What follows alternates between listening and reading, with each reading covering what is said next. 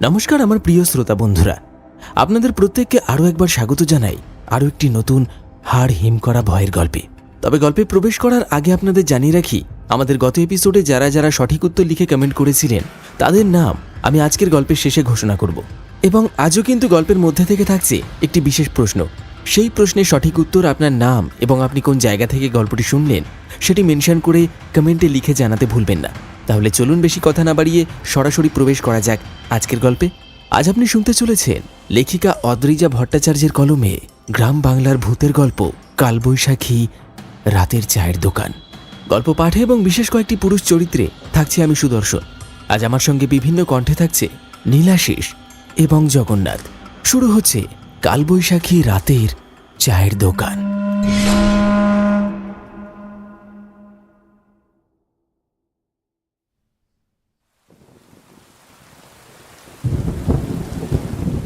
ডুবপুকুর গ্রামটায় সন্ধ্যা নেমে এসেছে ভারী হয়ে, অথচ অজানা কোনো অভিমানে আকাশ থেকে নেমে এসেছে এক রাশ বৃষ্টি।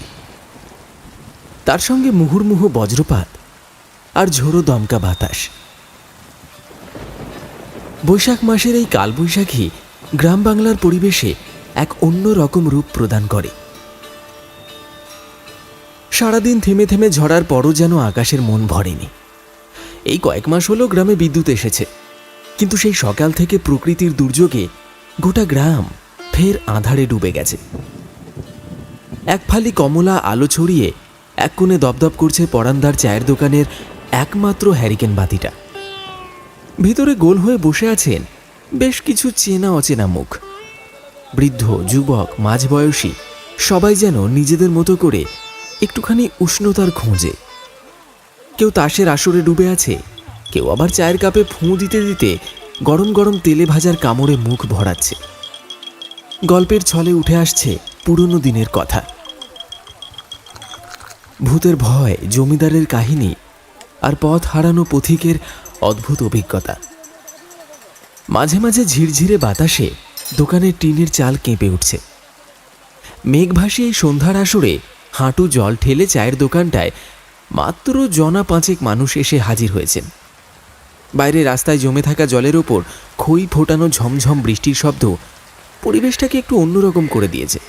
সঙ্গে সমান তালে ডেকে চলেছে ব্যাঙের দল। আরো 3 কাপ গরম গরম চা দাও তো। খগেন মাঝির গলা ভেসে এলো দোকানের এক কোণ থেকে। এই বৃষ্টি ভেজা সন্ধ্যায় চায়ের কাপে তেষ্টা মিটলেও গল্পের খোরাক যেন শেষ হতে চাইছে না। পরান্দা কেটলির ঢাকনা তুলে একটুখানি উঁকি দিলেন। ভাপ ওঠা গরম দুধের গন্ধে চারপাশটা আরো মোলায়েম হয়ে উঠল। একটু ধৈর্য ধরো খগেন, কয়লার আজ বাড়িয়ে দিচ্ছি, গরম গরম চা দিলাম বলে। গরম লাল চায়ের সুগন্ধে ভরে উঠল গোটা দোকানটা। পাটাতনের বেঞ্চে বসে থাকা মধু কর্মকার একটা চুমুক দিয়ে বলল,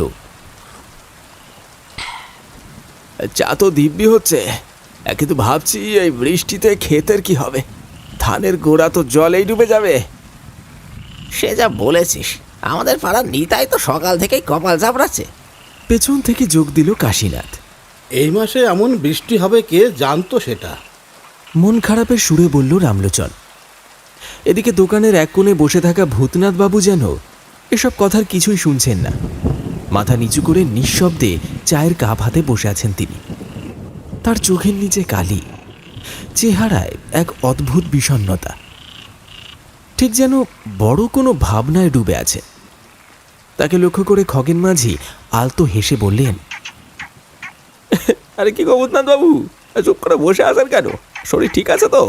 ভূতনাথ বাবু ধীরে ধীরে মুখ তুললেন, কিন্তু কোনো উত্তর দিলেন না। চোখের দিকে তাকালেই বোঝা যায় ওর ভেতরে কি যেন একটা চলছে।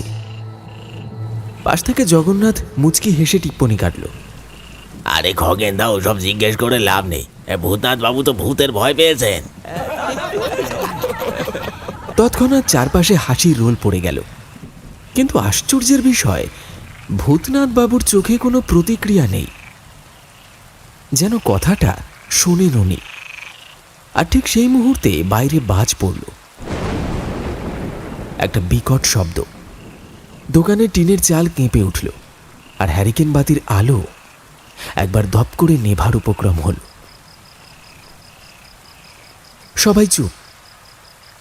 কেমন যেন অস্বাভাবিক নীরবতা নেমে এলো দোকানটার মধ্যে। কেউ বুঝতে পারল না এই নিঃসঙ্গ গম্ভীর মানুষটার এমন বদলে যাওয়ার কারণ কি। বজ্রপাতের সেই বিকট শব্দের পর এক মুহূর্তের জন্য দোকানের পরিবেশ থমথমে হয়ে গিয়েছিল। হারিকেনের শিখা দপদপ করছিল, যেন বাতাসের সঙ্গে তাল মিলিয়ে কাঁপছে। কিন্তু জগন্নাথ বাবুর মুখে যে তির্যক হাসি, সেটা এত সহজে হার মানার নয়। দেখলে তো, আমার কথাই বাজ পড়ল। ভূতনাথ বাবু তো ভূতের নাম শুনেই কেমন গুটিয়ে গেলেন। বলি, এমন ভূতের ভয় করলে চলে? পরান্দা কেটলি থেকে টুপটুপ করে চা ঢালছিলেন। হালকা গলায় বললেন, আরে ভূতের ভয় কেবল ভূতনাথ বাবুর নয়, আমাদের মতো আম জনতারও হয়, ঠিক কি না? মধু কর্মকার হাসতে হাসতে বললেন, তবে তো বটেই। ছেলেবেলায় আমাদের মা কাকিমারা কত গল্প শোনাতেন। রাত বিরেতে তাল গাছের মাথায় নাকি মুন্ডহীন ভূত বসে থাকে, কালো বিড়াল হয়ে কারা কারা ঘোরে, পথ ভুলিয়ে দেয়। সে কি কম ভয় নাকি? বাপরে বাপ। খগেন মাঝি একগাল হেসে বলে উঠল, আরে এসব আজগুবি গল্প বিশ্বাস করলেই তো বিপদ। ভূত প্রেত বলে কিছু নেই, সব মানুষের মনের ভ্রান্তি ধারণা। জগন্নাথ ঠোঁট বেঁকিয়ে বলল, তাহলে বলুন তো খগেনদা, সেই যে বছর 5 আগে দিগেন গয়লাকে পাওয়া গেল মাঠের ধারে অচেতন হয়ে, সে কি এমনি এমনি? উনি তো নিজেই বলেছিলেন মাঝরাতে কেউ যেন ওর ঘাড়ের উপর চেপে বসেছিল। খগেন গম্ভীর গলায় বলল, আরে ওসব আসলে ওই সাইকোলজিক্যাল নাকি একটা বলে না, সেই ব্যাপার স্যাপার। মানুষ ঘুমের মধ্যে বিভ্রম দেখে। আমাদের শাস্ত্রে স্পষ্ট লেখা আছে, যাদের মৃত্যুতে অশান্তি থাকে তাদের অপমৃত্যু হয়। তারাই নাকি কোনো এক অদ্ভুত শক্তি হয়ে ঘোরে। কিন্তু ওইসব কেবল দিগেন গয়লার ধোঁকা, একেবারে মনের ভুল। তাহলে বিজ্ঞানীরা কেন বলেন কিছু কিছু জায়গায় নাকি নেগেটিভ এনার্জি থাকে? ধীরেন্দ্র সরকারের কৌতূহলী প্রশ্ন। পরান্দা মাথা নাড়লেন, সে তো ঠিক, আমাদের পুরাণেও উল্লেখ আছে, কিছু জায়গা, কিছু মানুষ, কিছু ঘটনা, এগুলো সময়ের পরতে পরতে এক এক রকম শক্তি তৈরি করে। কালী পুজোর সময় সিদ্ধ সাধুরা বলতেন, মানুষের ভালো মন্দ সব কর্মই এক ধরনের শক্তি হয়ে থেকে যায়। যাদের আত্মা মুক্তি পায় না, তারা মাঝ রাস্তায় হাওয়ার মতো ঘোরে। তবে ভয় পেলে বিপদ, ভয় না পেলে কিছুই হয় না। এই কথার মাঝে আবার বাজ পড়ল দূরে কোথাও। দোকানের পেছনের বাঁশ ঝাড়টা ঝাঁকিয়ে উঠল হাওয়ার দাপটে। সবাই একটু নড়ে চড়ে বসল, কিন্তু একমাত্র ভূতনাথ বাবু কোনো কথাই বলছেন না। তার দিকে তাকিয়ে ধীরেন্দ্র সরকার আবার বললে, কে ভূতনাথ বাবু? এতক্ষণ ধরে শুনছেন, কিছু বলবেন না? ভূতনাথ বাবু ধীরে ধীরে চায়ের কাপটা নামালেন। তার গালের হাড় দুটো আরও চেপে গেছে মনে হলো। চোখ দুটো কেমন যেন অস্বাভাবিক গম্ভীর হয়ে উঠেছে। এক দীর্ঘশ্বাস ফেলে বললেন,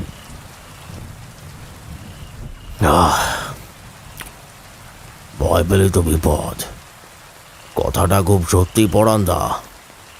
তবে একটা কথা জানেন তো, সব ভূত মনের ভুল নয়, কিছু সত্যি থাকে, আর আমি সেটা আমার নিজের চোখে দেখেছি। দোকানের পরিবেশ মুহূর্তের মধ্যে গা ছমছমে হয়ে উঠল।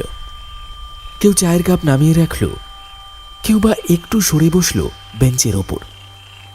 বাইরে তখনও বৃষ্টি পড়ছে, কিন্তু দোকানের ভেতর নেমে এসেছে এক অদ্ভুত নিস্তব্ধতা। তা আপনি কি দেখেছিলেন ভূতনাথ বাবু? ফিসফিস করে প্রশ্ন করল ধীরেন্দ্র সরকার। ভূতনাথ বাবু একবার চারপাশে তাকালেন। দোকানের কোনায় ছায়াগুলো যেন আরো ঘন হয়ে এসেছে।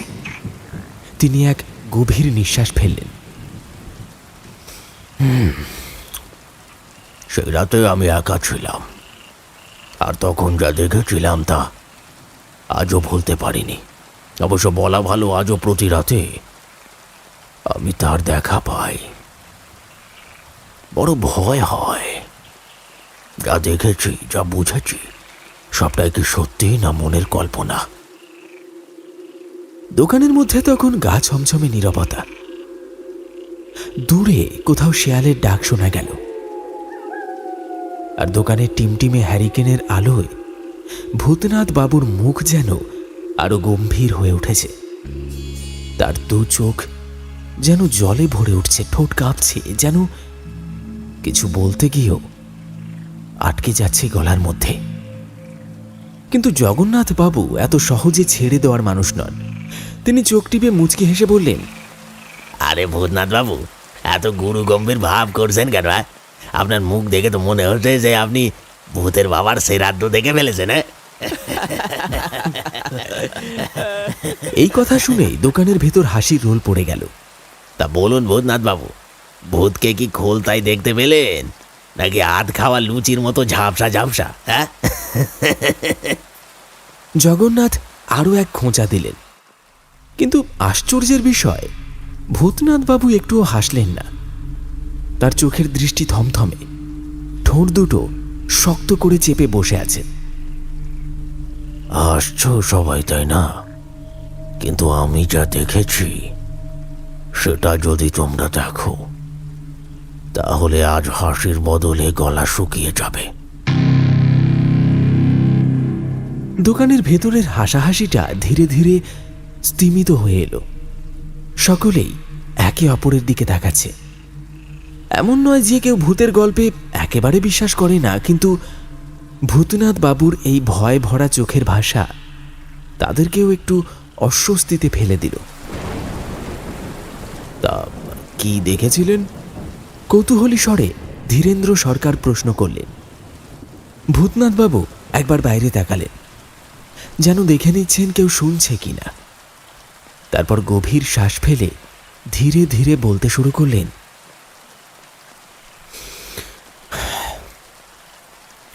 তাহলে গোড়া থেকেই বলা যাক।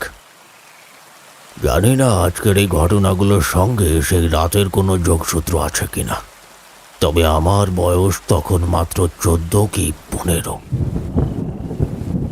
হালকা কুয়াশায় ঢেকে যাচ্ছিল চারিদিক।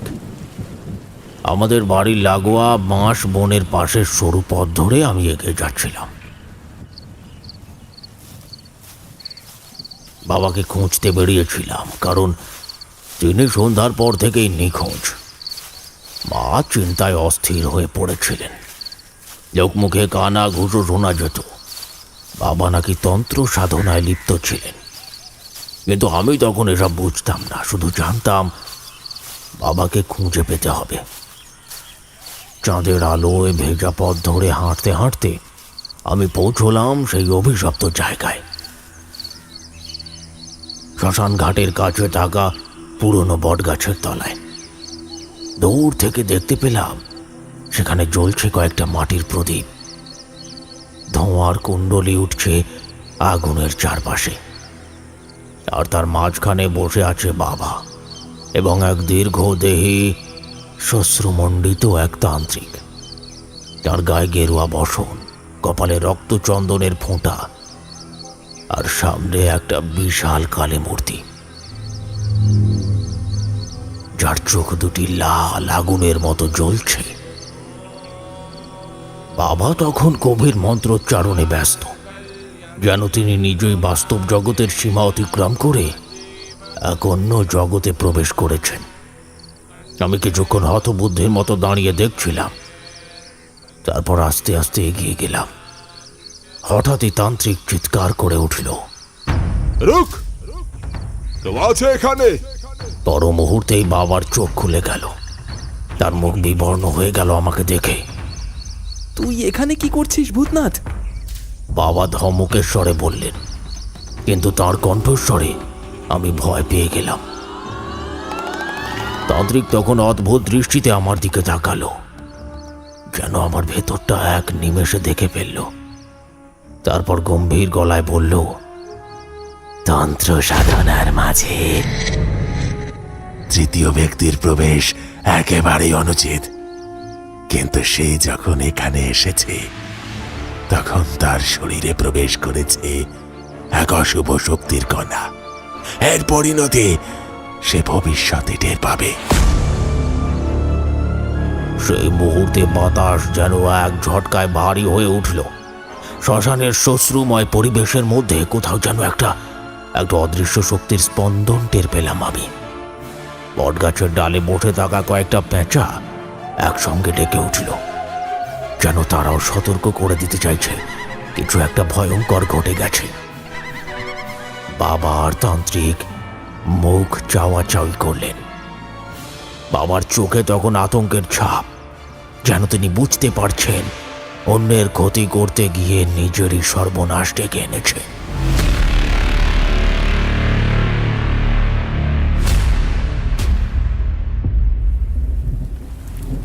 বাবা আমার হাত ধরে টেনে নিয়ে এলেন, কিন্তু সেই মুহূর্ত থেকে আমি অনুভব করলাম আমার ভিতর কিছু একটা পরিবর্তন হচ্ছে, কিছু একটা অদ্ভুত।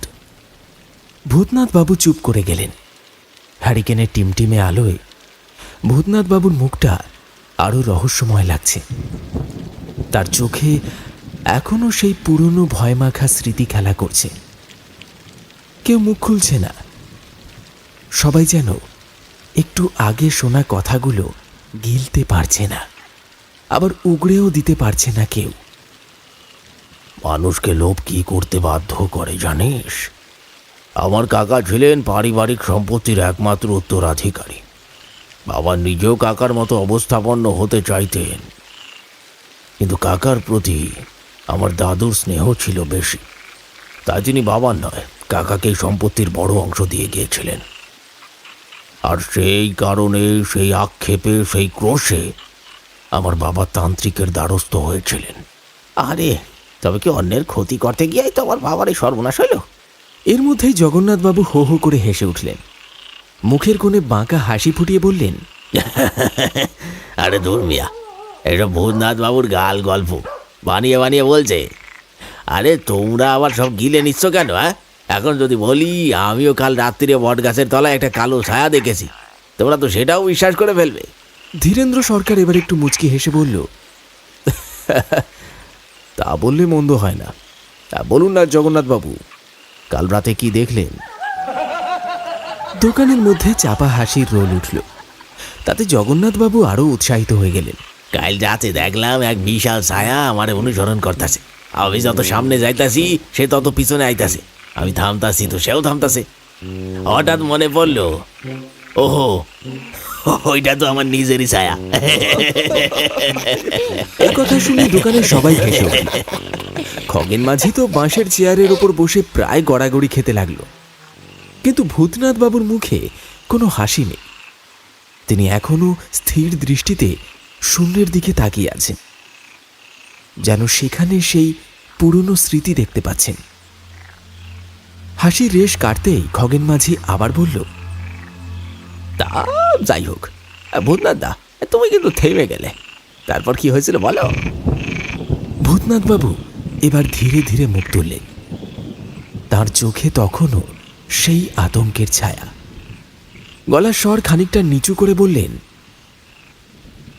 তারপর কি হয়েছিল সেটা জানলে তো তোমাদের হাসিটা চলে যাবে।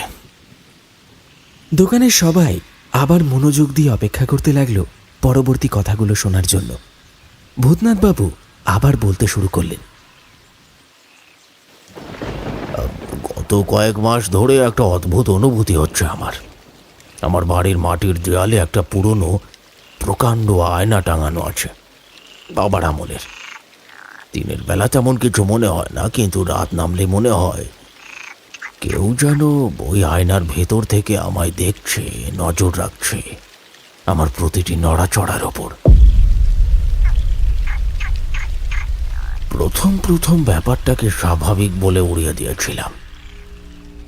হয়তো রাতের অন্ধকারে ভুল দেখছি এমন মনে হচ্ছে, কিন্তু দিন যত গেছে ততই ভয়টা বাড়তে শুরু করেছে। রাতে যখন ঘুমোতে যাই তখন যেন হাড় কাঁপিয়ে দেওয়া ঠান্ডা আমাকে গ্রাস করে ফেলে। শরীরে যেন অজানা এক কাঁপুনি নেমে আসে। মনে হয় কেউ আমার খুব কাছে আছে, আমার দিকে তাকিয়ে আছে। আমি শপথ করে বলতে পারি আমি শুনতে পাই ফিস ফিস করার শব্দ। কেউ যেন আমার নাম ধরে ডাকছে, খুব আস্তে, কানের কাছে ফিস ফিস করে ডাকছে, ভূতনাথ, ভূতনাথ।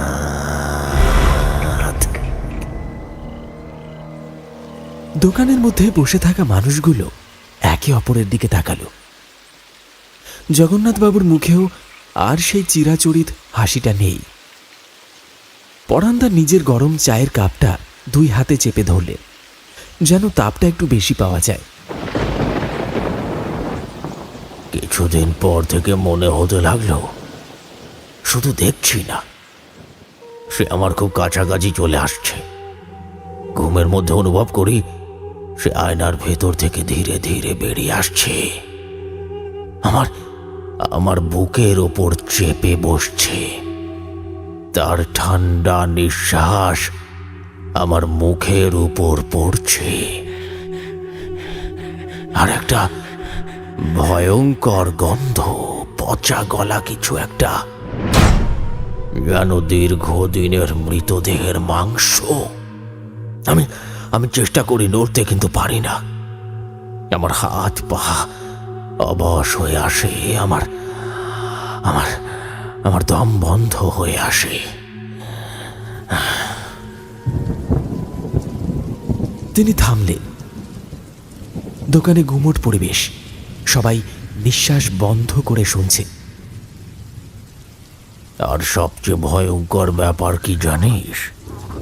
যখন সে আমার মুখের ওপর মুখ এনে আমায় গভীরভাবে দেখতে থাকে, আমার নাকের সামনে তার পচা গন্ধ মিশে যায়। তখন আমার অনুভূতি বলে আমি এই চোখ আগে কোথাও দেখেছি, কিন্তু কোথায় কেন মনে পড়ছে না আমার। একদিন ভীষণ ভয় পেয়ে ঘুম ভেঙে গেল। উঠে দেখি কিছু নেই, বুক ধড়ফড় করছে, শরীর ঘামে ভিজে গেছে, হাতের তালুতে আমার নিজের নখের দাগ পড়ে আছে। ভাবলাম দুঃস্বপ্ন ছিল বোধহয়, কিন্তু হঠাৎ করে নজর গেল আয়নার দিকে। আয়নায় লেগে আছে শুকনো রক্তের দাগ। হ্যাঁ, একটু জল দাও, বললেন ভূতনাথ বাবু। তার গলা শুকিয়ে কাঠ হয়ে গেছে ঘটনার বিবরণ দিতে দিতে। দোকানের নীরবতা ভেঙে দিল খগেন মাঝির কণ্ঠস্বর। এ তো শুনে মনে হচ্ছে একটা স্বপ্ন। স্বপ্ন নিয়ে এত ভয় পাওয়ার কি আছে ভূতনাথ বাবু? জগন্নাথবাবু মুখে বাঁকা হাসি ফুটিয়ে বললেন, ও বুঝেছি। স্বপ্নের মধ্যে নাপিতখানার আয়নায় নিজের বুড়ো চেহারা দেখে ভয় পেয়েছেন বুঝি? এ আর নতুন কি? আমার বউ সেদিন রাতে উঠে বলে, বাপরে আয়নায় দেখলুম সব চুল পাকা। আমি বললুম ওটা তো বাস্তব, স্বপ্ন নয়। দোকানে হালকা হাসির রোল উঠল আবার। তবে ভূতনাথবাবুর মুখে কোনো পরিবর্তন নেই, তার চোখের গভীরে স্পষ্ট আতঙ্ক। ধীরেন্দ্র সরকার এবার একটু গম্ভীর হয়ে বললেন, তা স্বপ্নের ভয়ঙ্কর দিক কোনটা বলুন তো? মানে আপনি ঠিক কি ভেবে এত ভয় পাচ্ছেন? সেই রাতে আমি ঘুম থেকে উঠে বসি, আমার শরীর অবশ লাগছিল, কিন্তু কেমন যেন একটা আকর্ষণ টের পেলাম। আমাকে যেন কিছু একটা আয়নার দিকে টানছে। আমি ধীরে ধীরে এগিয়ে যাই আয়নার সামনে। রক্তের দাগটা ভালো করে দেখার জন্য হাত বাড়াতেই আমি যা দেখলাম তা দেখে আমার সমস্ত শরীর অবশ হয়ে গেল। আয়নার মধ্যে আমি নিজেকে দেখলাম না, বরং দেখলাম একটা বিকৃত মাংসল লোমশ অবয়ব। আমার নিজের প্রতিচ্ছবিটাই বদলে গেছে। আমার চোখ দুটো রক্তবর্ণ হয়ে উঠেছে, দাঁতগুলো ঠোঁটের আড়াল থেকে বেরিয়ে এসেছে ধারালো কুকুরের দাঁতের মতো। হাত দুটো লম্বা হয়ে গেছে, নখ বড় বড় হয়ে নেকড়ের মতো ধারালো। আমার শরীরের প্রতিটি লোম যেন দাঁড়িয়ে গেছে, যেন যেন আর আমি মানুষ নই, এক ভয়ঙ্কর প্রাণী। আর আর তখনই আমার মধ্যে একটা অবর্ণনীয় খিদে জেগে উঠল, একটা তীব্র পিপাসা যা তাজা রক্ত ছাড়া মিটবে না। প্রচণ্ডভাবে কাঁচা মাংসের গন্ধ আমাকে টানতে লাগলো। আমার শরীর জ্বলে যাচ্ছে, আমার মস্তিষ্কের ভেতর শুধু একটা চিন্তা, তাজা রক্ত চাই, তাজা রক্ত চাই।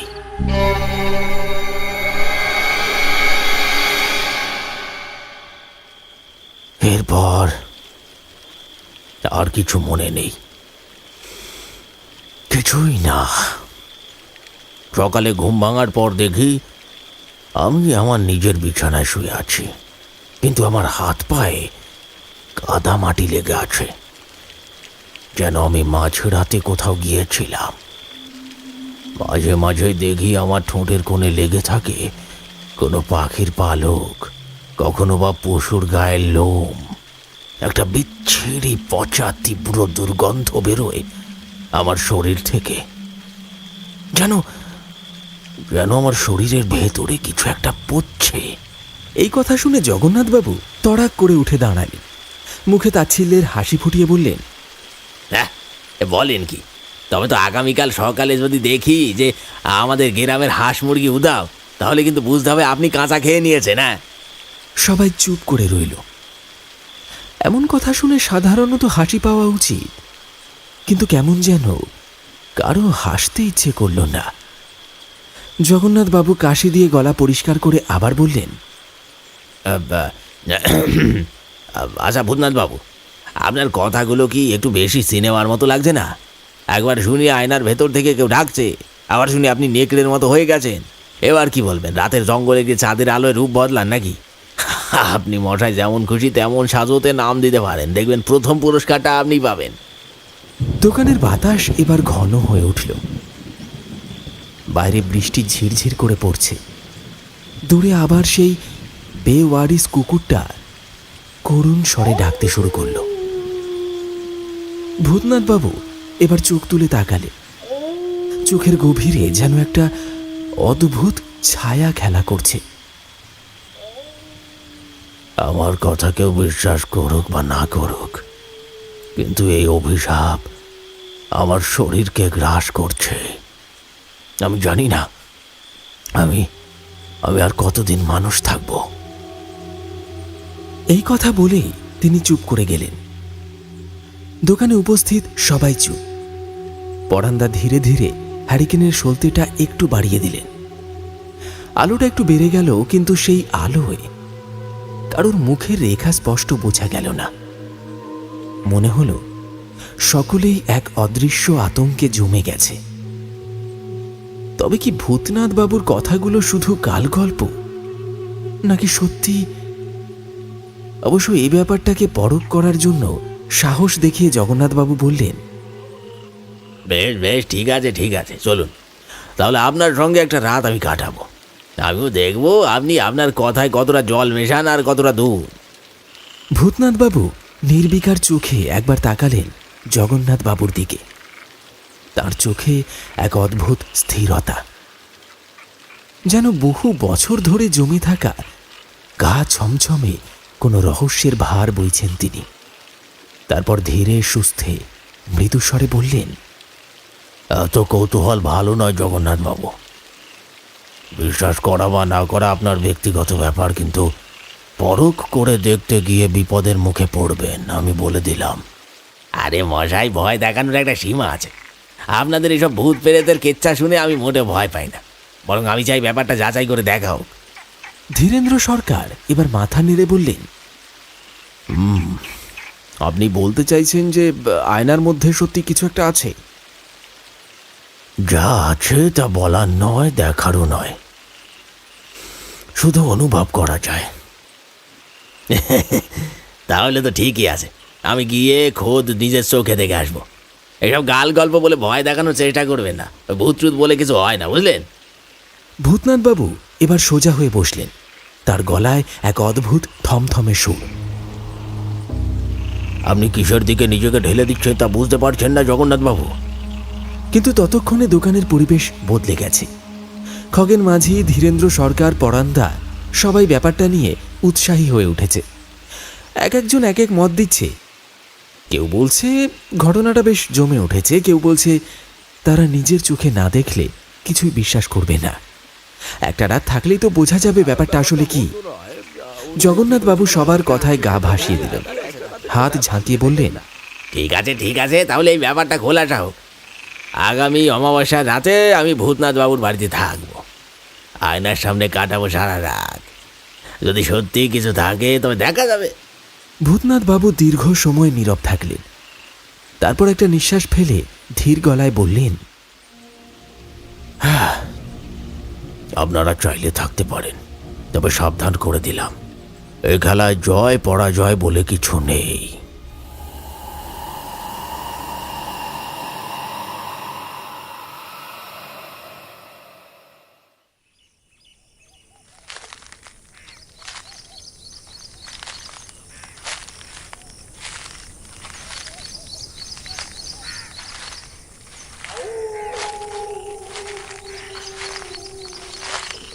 রাত তখন ৮টা।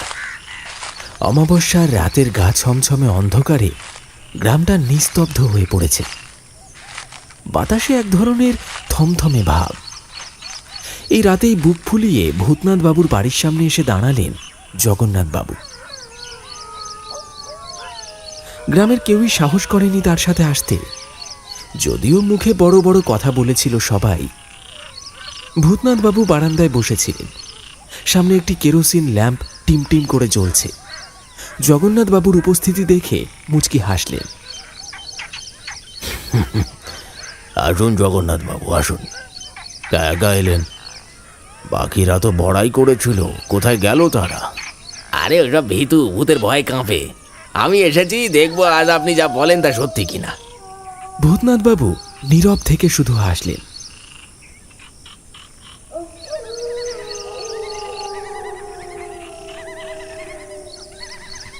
রাত গভীর হতে থাকল। দুজনের মধ্যে কথোপকথন শুরু হলো, কিন্তু জগন্নাথবাবু ব্যঙ্গ করতে ছাড়লেন না। হেসে বললেন, এ তো ভয় পাওয়ার লোকের ভাষা। আচ্ছা দেখি তো কোথায় সেই বিখ্যাত আয়নাটা। ভূতনাথবাবু কিছু না বলে হাত বাড়িয়ে আয়নার দিকে ইঙ্গিত করলেন।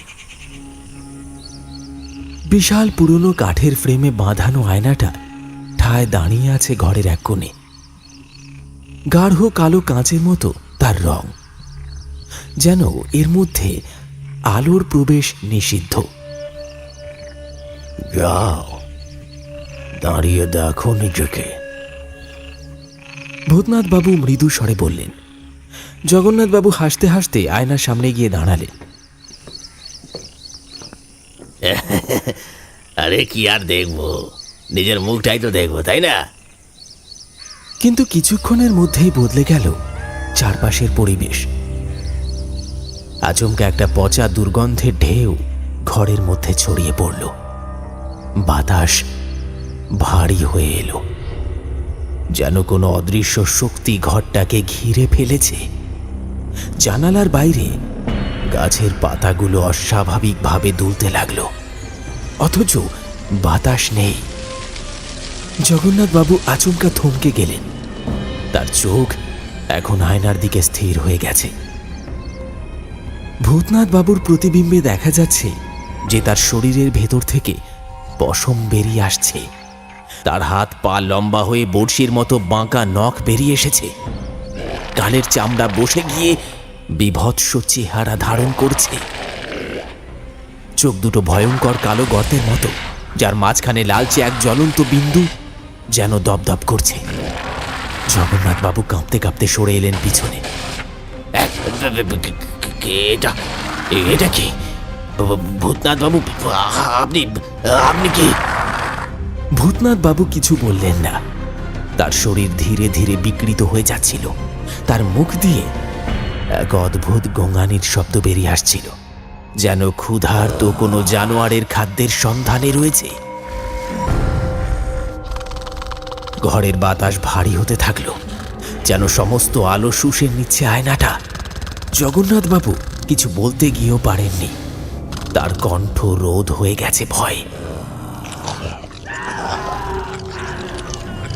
এরপরই শুরু হলো একটা নারকীয় ঘটনা, যা কেউ প্রত্যক্ষ করেনি।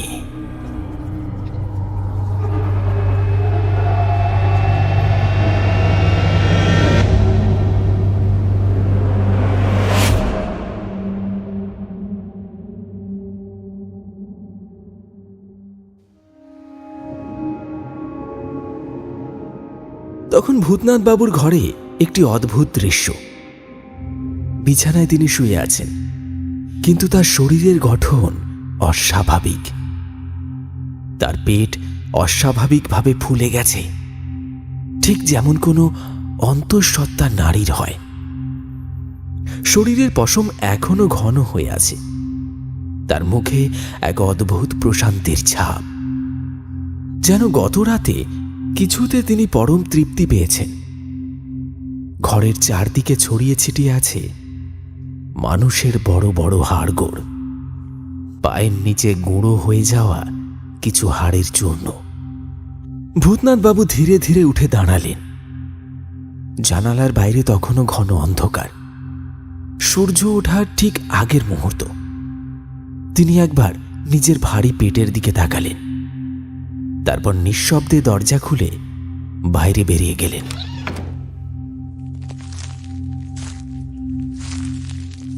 তার চলার পথ নদীর মাঝের চরের জঙ্গলের দিকে।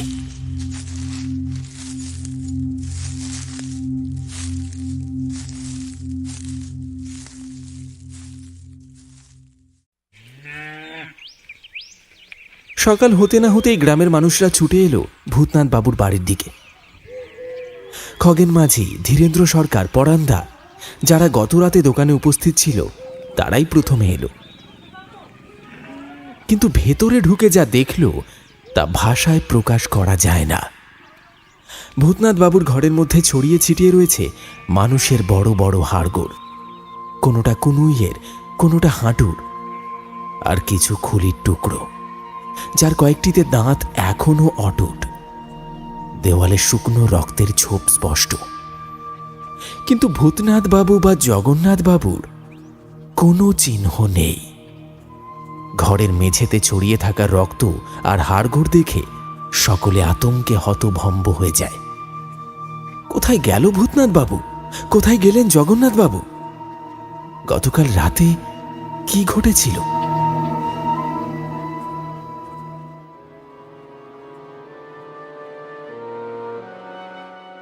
এরপর থেকে আর ভূতনাথ বাবুকে দেখা যায়নি। কিন্তু ডুবপুকুর গ্রামে আতঙ্ক থেকে গেল। আজও রাতের বেলা মাঝে মাঝে দেখা যায় এক অদ্ভুত জন্তু, যে গরু, ছাগল, হাঁস, মুরগি তুলে নিয়ে যায়। কেউ বলে সেটি একটি বিকৃত মানুষ, কেউ বলে নরখাদক জন্তু। তার বাস নাকি নদীর মাঝের চরের এক জঙ্গলে। তাই দিনের বেলাতেও সে পথে কেউ যায় না। খগেন মাঝি, ধীরেন্দ্র সরকার, পরান্দা আজও মাঝে মধ্যেই বসে কথা বলেন।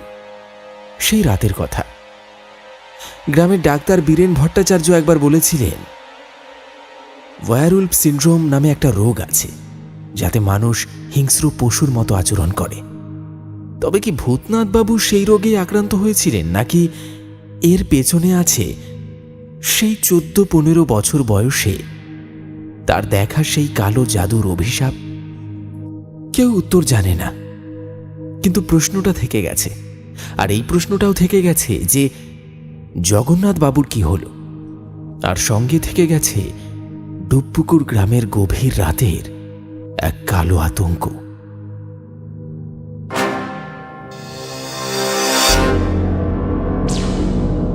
শুনলেন কালবৈশাখী রাতের চায়ের দোকান।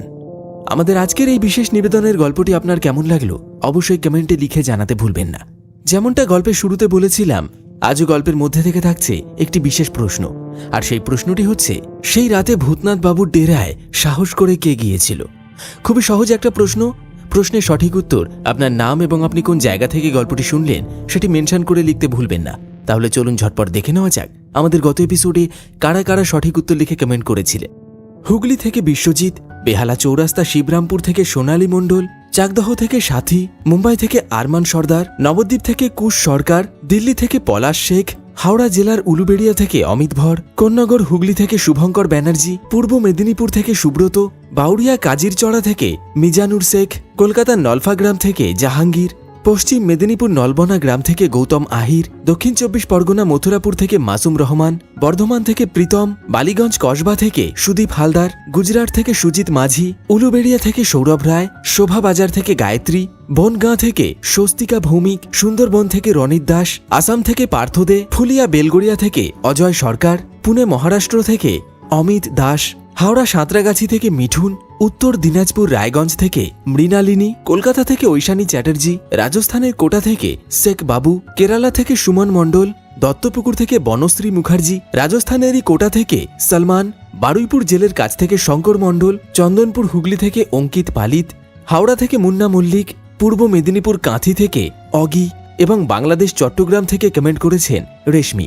আপনাদের প্রত্যেককে অনেক অনেক ধন্যবাদ জানাই আমাদের গল্পগুলি নিয়মিত শুনে গল্পের মধ্যে থাকা প্রশ্নের সঠিক উত্তর কমেন্টে লিখে জানানোর জন্য। আপনারা যারা যারা ভূতের গল্প শুনতে খুবই ভালোবাসেন তাদের কাছে অনুরোধ, আমাদের আরও দুটি চ্যানেল গপ্পখোর এবং পিশাচ পর্ব অডিও স্টোরি সাবস্ক্রাইব করতে ভুলবেন না। তাহলে চলুন দেখা হচ্ছে আবার একটি টান টান উত্তেজনায় পরিপূর্ণ আর রোমাঞ্চকর কাহিনীর সাথে অন্য কোন এপিসোডে। ততক্ষণের জন্য সবাই ভালো থাকুন, সুস্থ থাকুন। ধন্যবাদ।